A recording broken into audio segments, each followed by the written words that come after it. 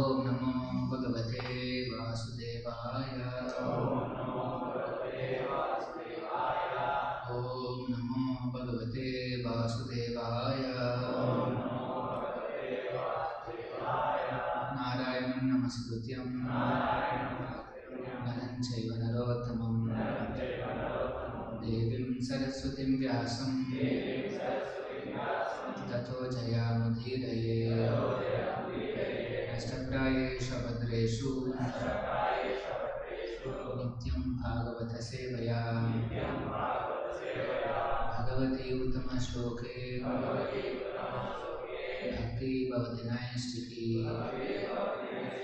Reading from Srimad Bhagavatam, Canto 2, Chapter 10 and Text 3. Bhuta Matra Indriya Dhyam Bhuta Matrendriya Dhyam Janma Sarga Udahriya the senses. Dhyam of the mind. Janma creation. Sargaha manifestation. Udahudaha is called the creation. Brahmanaha of Brahma, the first Purusha. Guna Vaishamya by interaction of the three modes of nature. Visargaha recreation. Paurushaha resultant activities. Smataha it is so known. Translation purport by His Divine Grace A.C. Bhaktivedanta Swami Prabhupada.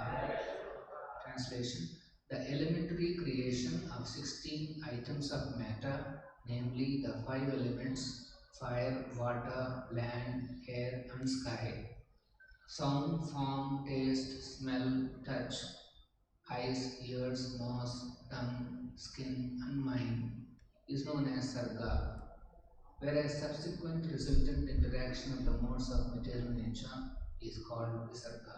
Please repeat: the elementary creation of 16 items of matter, namely the 5 elements fire, water, land, air and sky, sound, form, taste, smell, touch, eyes, ears, nose, tongue, skin and mind is known as Sarga, whereas subsequent resultant interaction of the modes of material nature is called Visarga. Purport by Prabhupada. In order to explain the 10 divisional symptoms of the Srimad Bhagavatam, there are 7 continuous verses. The first of these, under reference, pertains to the 16 elementary manifestations of earth, water, etc., with the material ego composed of material intelligence and mind, and the subsequent creation is a result of the reactions of the above mentioned 16 energies of the first Purusha, the Mahavishnu incarnation of Govinda, as is later on explained by Brahma in his treatise, the Brahma Samhita, as follows. Yahkaranannavajale bhajatisma yoga nidramananta jagadanda sarvam upaha adhara shaktim avalambya param swamurtim Govinda Mahadipurusham tamam bhajami. The first Purusha incarnation of Govinda, Lord Krishna, known as the Mahavishnu, goes into a yoga nidra mystic sleep, and the innumerable universes are situated in potency in each and every hair hole of his transcendental body.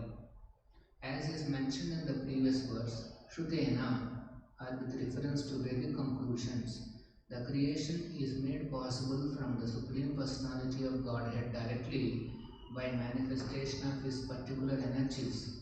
Without such a Vedic reference, the creation appears to be a product of material nature, and this conclusion comes from a poor fund of knowledge. From Vedic reference, it is concluded that the origin of all energies, namely internal, external and marginal, is the Supreme Personality of Godhead. And as has been explained here before, the illusory conclusion is that creation is made by the inert material nature. conclusion is transcendental light, whereas the non-Vedic conclusion is material darkness. The internal potency of the Supreme Lord is identical with the Supreme Lord, and the external potency is enlivened in contact with the internal potency. The parts and parcels of the internal potency which react in contact with the external potency are called the marginal potency of the living entities. Thus, the original creation is directly from the Supreme Personality of Godhead or Param Brahman, and the secondary creation, as reactionary resultant of the original ingredients, is made by Brahma, and the activities of the whole universe are thus started. Sanskapatudanta Parpoto Madhyanatimiranda Syarabhananta Nishalakaya Tachurpilitam Yena Tasmai Shri Gurave Namaha Nama Om Vishnu Padaya Krishna Krishnaya Bhutale Srimate Bhakti Vedanta Swami Nitinamine Namaste Saraswate Deve Gauravani Pracharine Nirvisesha Shunyavadi Vashyata Deshatarine Jaya Shri Krishna Chaitanya Prabhu Nityananda Shri Advaita Gadadhara Srivasadi Gaura Bhakta Vrinda Hare Krishna Krishna Krishna Hare Hare Hare Rama Rama Rama Hare Hare. So here the elaboration of the 10 subject matters of Bhagavatam is been given. This is the beginning verse, and the next few verses we will see more elaborations. So here the first two subjects, Sarga and Visarga, are been explained. Bhuta Matrendriya Riyam. So here Sarga means the creation of 16 elements. So that is called Sarga. Janma, Sarga, Udahuta, it is mentioned. That is the creation. Then Brahmano Guna Vaishamya. Then further creations by Brahma, which are by Guna Vaishamya, by the interactions of the three modes, is called Visarga. And so those are the two definitions that are given. So Krishna he wills this creation, maintenance and annihilation, but those are actually carried out by either his expansions or his Gunavataras. So here the description of the first Purusha is been given. Karana Shai Vishnu is also known as Mahavishnu. Karanodaka Shai Vishnu, as the various names are there. So on the there is a causal ocean separating this material world, the material jagat, and the spiritual world. So in between this Karana ocean is there, and sometimes it's also called Viraja river. Both these words are used, river and ocean. And this particular water is considered to be spiritual in nature. And in that water, the Lord is lying down, enjoying. Sometimes you see in swimming pools, people just lie down on their back and float on the water. That tendency has come from Mahavishnu. And from him comes the 16, these energies, 16 in the form of 16 elements. It is explained in some other place in Srimad Bhagavatam that Lord is situated in Vaikuntha as the supreme controller, and all energies are obediently standing near him. So that's the picture. So these 16 energies are also very obediently standing in front of the Lord. And whenever the Lord desires to have the creation, then all these energies will come into force. So he's saying, Prabhupada Prabhupada says, creation is made possible from the Supreme Personality of Godhead directly by manifestation of his particular energies. So Krishna, as soon as he desires, these energies they understand. They understand the desire of their master, and immediately they do the necessary manifestations. So here it is mentioned that the 16 items of matter. So the first one is Bhuta, means the 5 gross elements, earth, water, fire, air and sky. These are the first 5 elements. Then it is also said Matra, the objects perceived by the senses. So they are known as the sound, form, taste, smell, touch. For example, now we are hearing some sound. The sound is not independently active. It cannot be active independently like that. There has to be a spiritual touch. Then only matter can move and behave wonderfully. So here also sometimes sound appears to be like it's independent. But actually there has to be a personal touch, a spiritual touch. And then form, we see various forms in this world. There is a form for this table, there is a form for the temple, garden. There are so many forms here. Even these forms are not independent. Even they will come into force only by the presence of spirit. Then taste, smell, touch. All of these are called objects. Every sense has an object. For example, eyes, they see the form, so that's called an object of eye. Every sense has an object. And taste, that is for the tongue, smell, that's for the nose, touch, that's for the skin. And senses are apparently automatically attracted to the sense objects. That's how the creation is. The senses will be able to recognize their objects automatically. It's an inbuilt attraction is there. And then there are the senses which perceive eyes, ears, nose, tongue, skin. That is explained here. Matra, Indriya. Indriyas means here it is mentioned as 5 Indriyas. And then Dhyan, that is mind. So these are the first 16 elements came from the body of the Lord, Mahavishnu. So Vishnuni Trini Rupani. The Vaishnava Satvata Tantras, they explain that 3 Vishnus are part of this whole material creation. So, and it also promises that if somebody understands these 3 Vishnus, they'll get liberated. So since there are 3 Vishnus are involved, that means Vishnu form, that is not the highest form of the Supreme Personality of Godhead. The highest form is Govindam Adipurusham Tamaham Bhajami. Yakardananavajale Vajitisma Yoga Nidra. Now this Mahavishnu is lying on the water, on the causal water, in Yoga Nidra.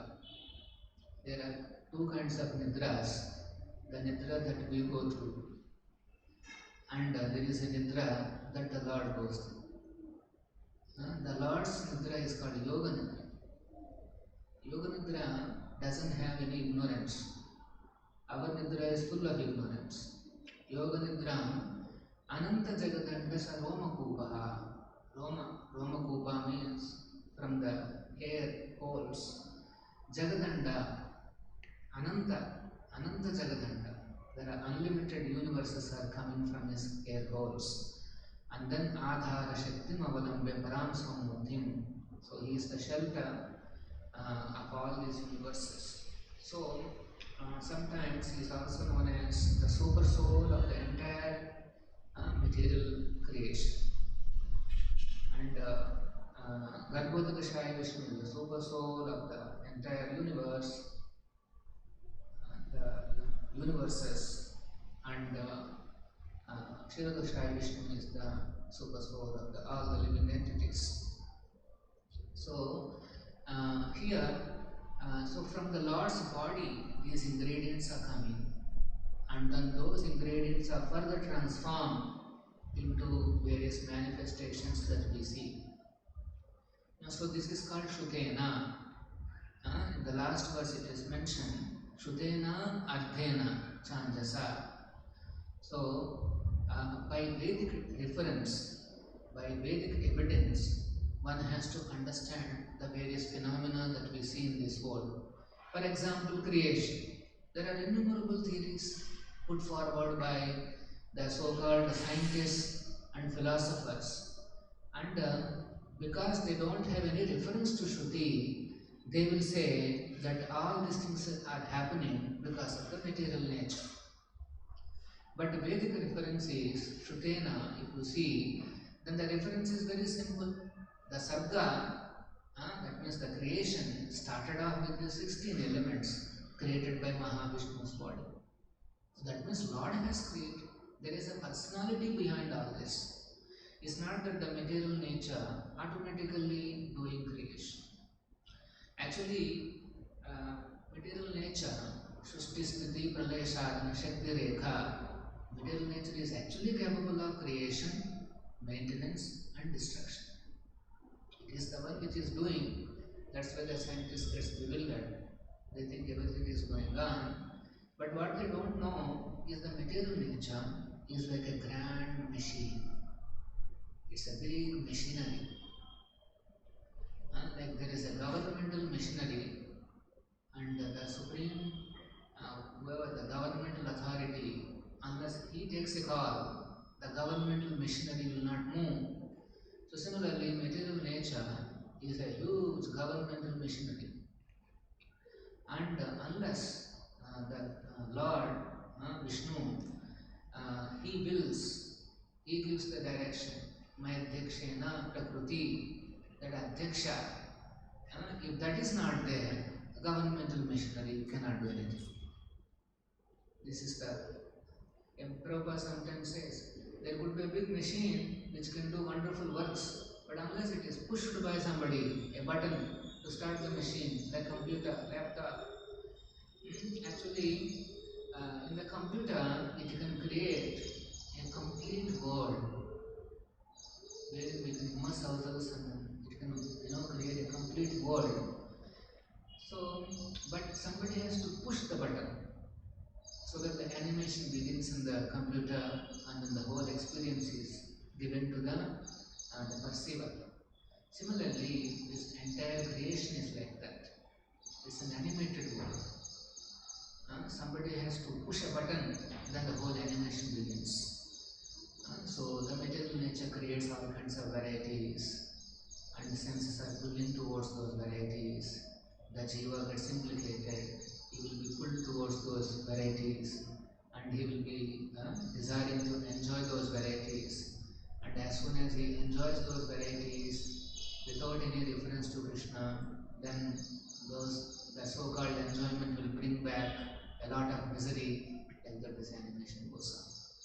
So somebody who is absorbed in this animation, in this animated world, he will not be able to understand that behind all these wonderful varieties, there is a personality. So that's why Prabhupada is saying here, without such a Vedic reference, the creation appears to be a product of material nature, and this conclusion comes from a poor fund of knowledge. Because people, it's not easy to perceive the holistic picture. It's not easy. If you just go by your direct observations, you will think that yes, everything is going on automatically. For example, sometimes we go to that corner, Gita Bhavan corner, and do chanting, reading, you'll be seeing. So suddenly you will see there is a nice there's a banana, the trees are there and fruit comes out, and And if you see, initially it comes out like a nicely packed thing, and then slowly, layer by layer, it opens up, and then you will see everything, all the fruits are getting visible. And then as soon as the whole chunk is ready, you will see side there is one more little plant is already growing. Once you receive the banana, you remove the main one, the other one will grow, and then restarting again one more goes going on. Now what did we do? We put the seed, and then we pour the water. But rest of the things are done by material nature. Actually, that is how this world is being designed. Material nature does everything. Prakriti kriyanani gunai karmani sarvashaha. Actually, it does everything. And a human being is supposed to get involved here and there. Some duties are assigned to the human being, and he will go and he has to do. That's how he will get his produce, he will get his food, everything. Our life is not meant to be complicated. We are supposed to just cooperate with the nature. It is doing 99.999 everything. You have been given some little duty, you go and do it. And even your body, whatever is doing, that is also done by Prakriti only. You have to sit and watch that stuff. Inside this body, you are only a knower. And you desire, now I want to pour water. Automatically the machinery moves. The material nature drives this. And you will go and do it. So actual farming is done by material nature. And we are supposed to just do our duty. So, in the Vedic days, just 3 months or 4 months, the people used to work in the fields. They used to get sufficient produce and get all the produce and store it. And throughout the year, you just make nice varieties, offer to Krishna, and then enjoy. And you keep 1 or 2 cows. You will get nectarian milk, make ghee, butter, this and that, thick curds, and and there are grains, milk, parmana, this, that, so many varieties offered to Krishna. And then rest of the time, you save time in order to practice Krishna consciousness. This is the design. That's why material nature does everything. So there is all these things are design issues. A machinery, when it is designed, there is a designer. He decides what it should do. So similarly, this material nature is designed in such a way that it gives an opportunity for a human being to perfect his life and at the same time fulfill his desires. But nowadays, people have, they assume that all these things are meant for us. This material nature is created for our enjoyment, and that's it. They only know half. They don't know the other half, that the material nature is also created for going back to Krishna. It is created for, yes, fulfilling some perverted desires of the living entities, but parallelly an opportunity is being given so that they can perfect their lives and go back to Krishna. This is the design. So, forgetting all those, the total picture, the living entities becomes enamored by these varieties. 16 plus whatever the 3 modes are able to manipulate, they are enamored. For example, our mobile, it has come from this 16. This mic has come from this 16. So that's a further research and understanding how it has come. But it has come. The material nature is like that. It's so powerful that it can create all these manifestations. So the conclusion is that the Vedic conclusion is that origin of all energies is the Supreme Lord. Illusory conclusion is that creation is made by inert material nature, but the Vedic conclusion is the transcendental light.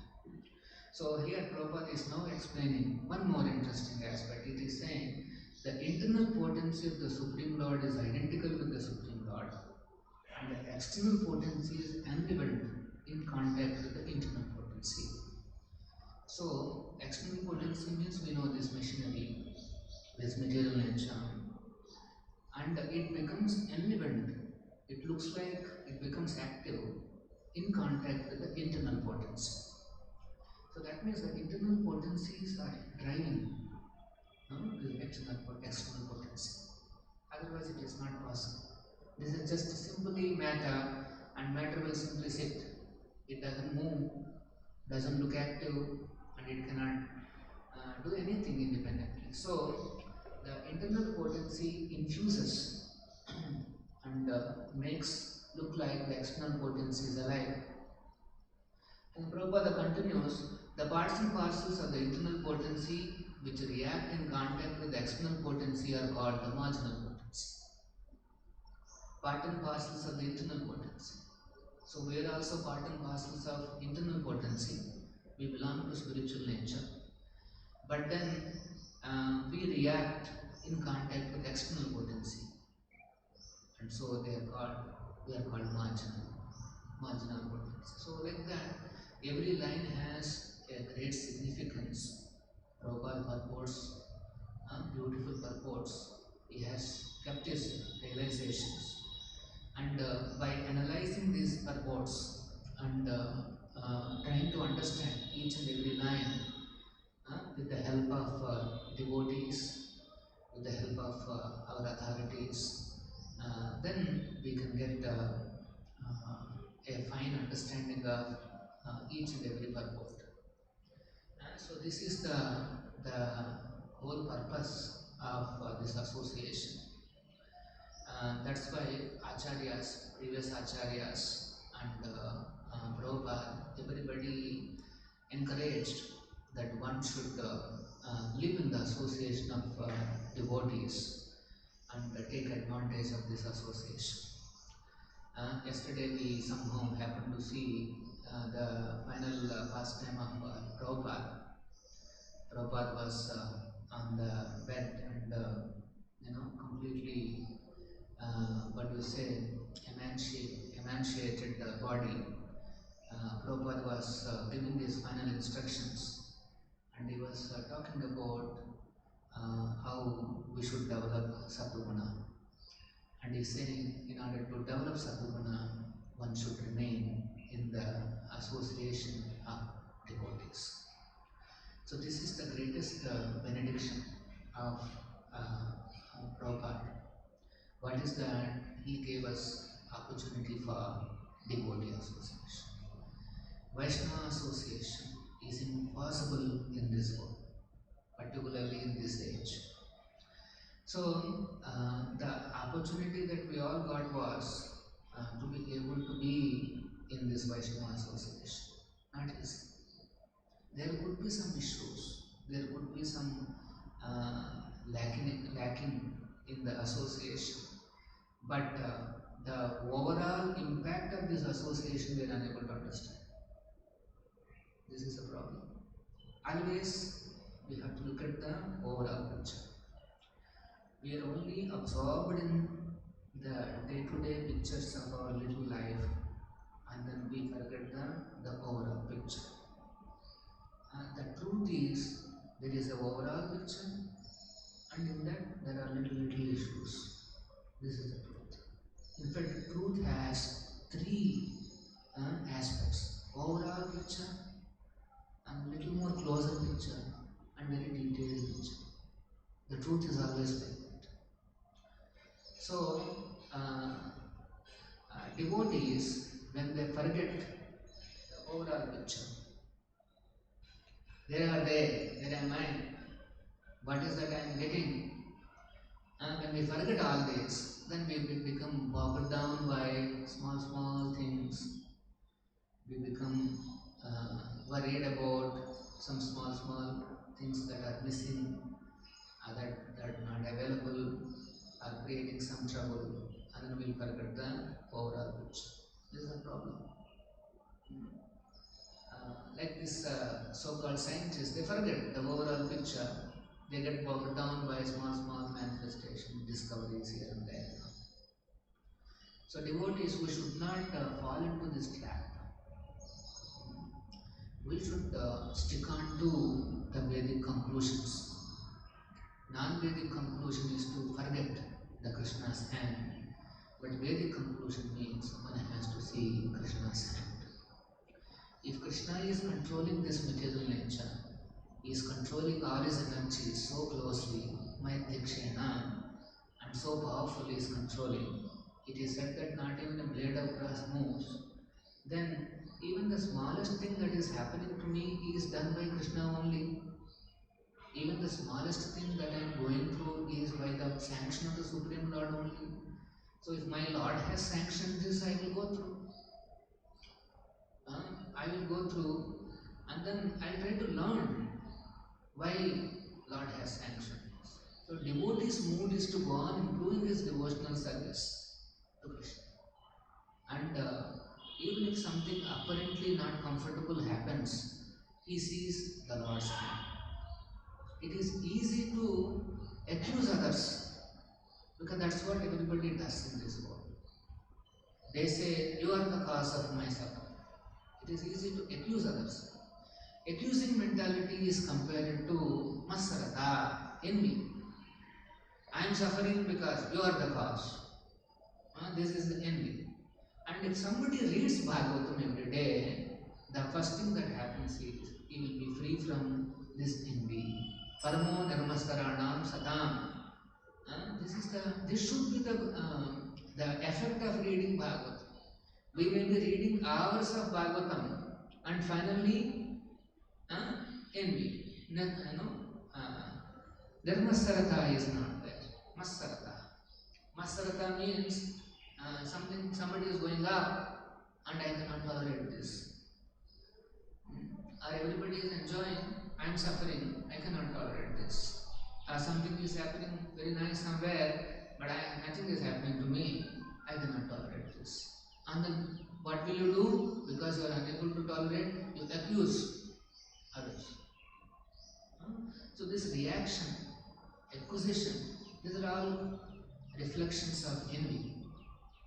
And Bhagavatam means we should be free from this. Before we accuse others, we should accuse ourselves. What is that I can improve? What is that I can modify so that next time I can be better? I can be better devotee in my interactions. This should be the goal. So you read proper books. You type in the search accusation, accusing others. You type and then see what Prabhupada is saying. Bhagavad Gita also says, a Krishna conscious devotee means nobody can put him into trouble. Nobody can put him into difficulty. That is Krishna conscious devotee. And if somebody is able to put you into difficulty, that is your lack of Krishna consciousness. If somebody is able to put you into difficulty, that is your lack of Krishna consciousness. Because a Krishna conscious devotee can never be put into difficulty. This is the highest level of bhakti, what we have practiced. So as long as we are continuously thinking there is something beyond and outside of me which is cause of my suffering, this, that, then we will remain in an envious life. But if somebody thinks that it's all coming because of my own past actions, let me improve something. What is this? Let me improve, let me better myself. That is a good mood. Day by day, he will progress. But as long as he remains in an acquisition platform, he is always looking whom to accuse for my difficulty. He. This is what it is. This is not there, that is not there, that is not there, that is missing, this is missing. Everything will be missing in this world.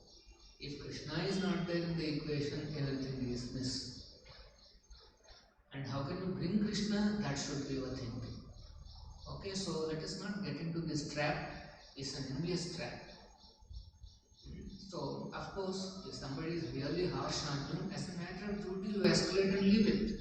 In the heart, you cannot build it up. Then you are making a mistake. In the heart, you can never build up all this.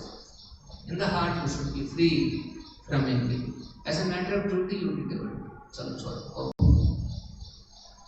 So these are the by understanding that the 16 elements and transformation, everything is under the control of the Lord, then why do you think that your reactions are not under control of the Lord? All these things are meant to create, give us an impression that how strongly Krishna controls this material world and each and our lives. So we should not be panicky or fearful. Lord is in control. Okay, we may go through some turmoil. Take help of Vaishnavas. Get preached to.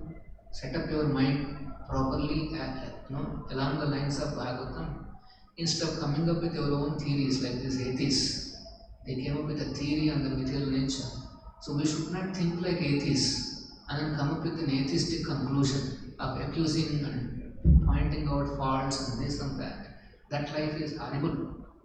So Prabhupada has given such a wonderful Vaishnava association, and we end up living like an atheist as an non-devotee. So that is the horrible situation. That's why we should come out of this envy, go on reading Srimad Bhagavatam and implement these Bhagavatam conclusions in our life. Then we can become pure devotees. That should be our goal. Any questions?